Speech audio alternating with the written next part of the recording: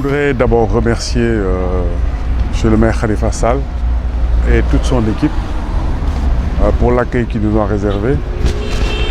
Je dois vous informer que j'ai rencontré Khalifa Sall à 2 reprises, qui m'a exprimé de manière spontanée avec un très grand enthousiasme son adhésion sans réserve à l'initiative. J'avais insisté pour rencontrer son équipe pour formaliser cette adhésion. C'est l'objet de la rencontre avec son équipe aujourd'hui.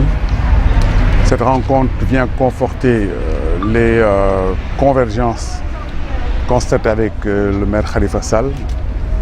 Et j'ai le plaisir de vous confirmer l'adhésion sans réserve de Khalifa Sall et de son équipe Taxawu Sénégal. Et nous sommes persuadés que c'est une contribution qui sera très importante. L'équipe de Khalifa Sall, comme le maire Khalifa Sall est emblématique des raisons pour lesquelles nous nous mobilisons pour la sécurisation des élections. Parce que c'est le cas extrême qui montre à quel point ce processus est en train a été instrumentalisé. Ce que nous constatons maintenant a commencé par la neutralisation d'adversaires considérés comme des adversaires importants, en l'occurrence le maire Khalifa Sall et Karim Wade. Donc ce que nous faisons s'inscrit en droite ligne de ça. C'est-à-dire ce que nous faisons aujourd'hui est d'autant plus nécessaire que les prémices, c'est-à-dire l'arrestation de Khalifa Sall, l'arrestation de Karim Wade, les prémices montrent que le candidat sortant veut un hold-up électoral. En éliminant des candidats par l'instrumentalisation de la justice, en éliminant des candidats par un parrainage dévoyé et en posant les bases d'un puzzle qui montre qu'on va vers un hold-up. Je l'ai déjà dit, que ce soit au niveau de l'information. Je voudrais aujourd'hui insister sur la dimension information. Parce que comme je l'ai déjà dit, il y a la question des réseaux sociaux, qui est une question capitale. Parce que les réseaux sociaux constituent aujourd'hui un instrument indispensable du système démocratique, aussi bien pour les citoyens que pour les acteurs sociaux et politiques. Parce qu'aujourd'hui, tous les citoyens sont devenus des acteurs du jeu démocratique par le fait des réseaux sociaux. Et du côté des acteurs sociaux et politiques, les réseaux sociaux constituent un moyen de contournement d'une presse quelquefois instrumentalisée. Donc, avoir la prétention de réguler les réseaux sociaux, c'est une forme pudique pour dire de contrôler les réseaux sociaux, est une manœuvre pour le cas échéant, mettre en échec les échanges entre les citoyens, ce qui n'est pas acceptable. Du point de vue de l'information est un enjeu capital. Parce que quand on fait quelque chose qui n'est pas normal, il y a une bataille, c'est pas à vous que je veux dire, il y a une bataille médiatique. C'est pour ça que le contrôle de l'information est un élément important. Et de ce point de vue, le candidat sortant a créé une situation inédite au Sénégal. Pour la première fois depuis l'indépendance, nous avons à la tête de la RTS un membre de la direction du parti au pouvoir. Nous avons à la tête du Soleil un membre de la direction du parti au pouvoir. Nous avons à la tête de l'APS un membre de la direction du parti au pouvoir. Nous avons à la tête de la Maison de la Presse un membre de la direction du pouvoir en place. C'est inédit, c'est incroyable. Et pourquoi j'insiste? J'insiste parce qu'il y a une duplicité du candidat sortant. Une duplicité constituée par le fait qu'il va à l'international déclarer des choses qu'il ne fait pas chez lui. Je vais vous lire 2 phrases d'une tribune signée par Macky Sall avec des chefs d'État lors de son dernier séjour en France. 2 phrases. Un peu partout, des intérêts particuliers continuent à asservir l'information et dans de nombreux pays, le contrôle politique de la presse et les menaces contre les journalistes connaissent une terrible recrudescence. Il est urgent dans ce contexte que notre démocratie se mobilise.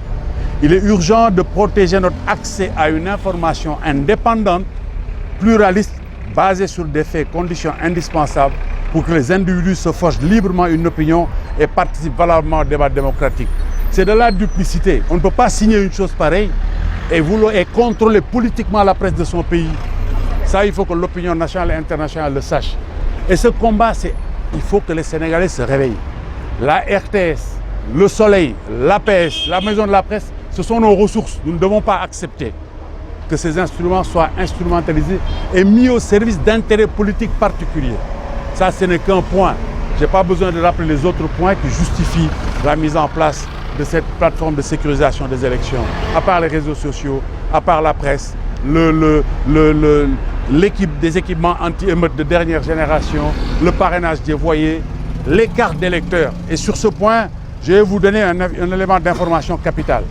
La dernière fois, j'ai fait une déclaration en disant que il y avait des Sénégalais qui s'étaient inscrits. Mais quand ils ont reçu leur carte, derrière la carte, il est mentionné personne non inscrite sur le fichier électoral.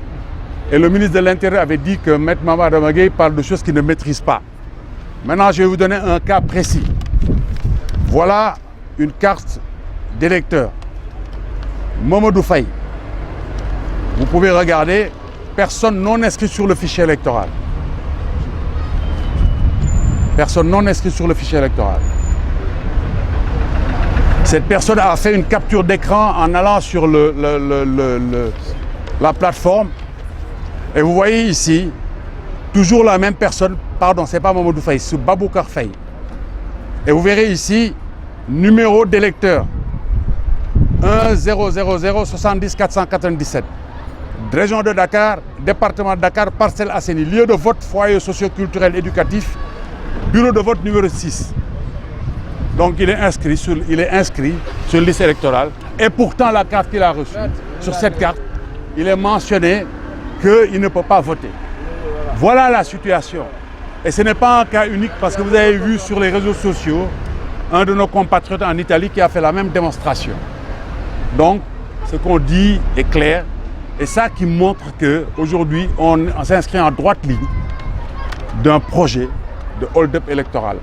Cette question des cartes, il faut impérativement la régler. C'est une des premières mesures urgentes qui seront prises en charge dans le cadre de la plateforme. Est-ce que vous n'êtes pas étonné qu'on m'attaque alors que je ne suis plus candidat? Les concurrents de Macky Sall, ce n'est pas moi. Moi, je ne suis plus candidat. Ah non, mais attendez, Macky Sall est en concurrence avec d'autres candidats. Mamba Adama Gueye n'est plus candidat, mais je suis un citoyen, j'ai le droit. Maintenant, la réponse, attendez. La réponse, ce n'est pas Mamba Adama Gueye ne pas avoir de parrainage. J'ai posé des questions précises qu'ils y répondent. Est-ce qu'il n'y a pas une volonté d'une mainmise sur les réseaux sociaux? Est-ce qu'il n'y a pas un contrôle de la presse par le pouvoir en place? Invitez-les à répondre à ces questions. Est-ce qu'il n'y a pas une mainmise sur les réseaux sociaux? Est-ce qu'il n'y a pas un contrôle de la presse, une situation inédite?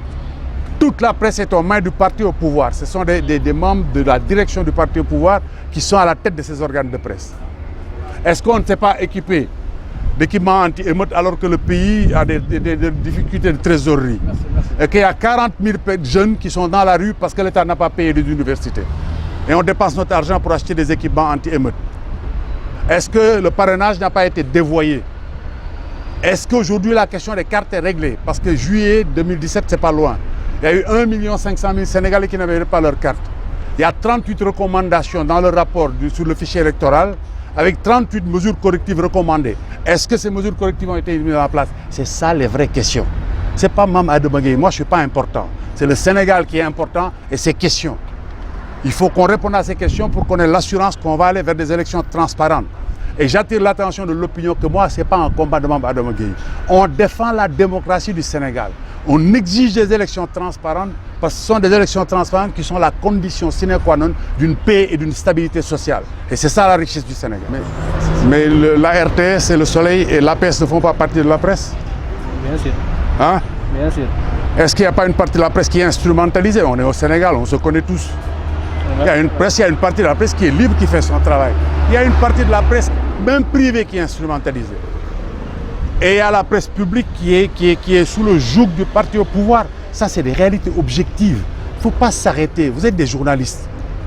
Vous avez les faits entre les mains. Ce que Macky Sall dit n'est pas important. Allez vérifier les faits. C'est ça qui est important. Le fichier n'a pas été mis à disposition, monsieur. C'est une plateforme permettant aux citoyens de vérifier s'ils sont inscrits ou pas.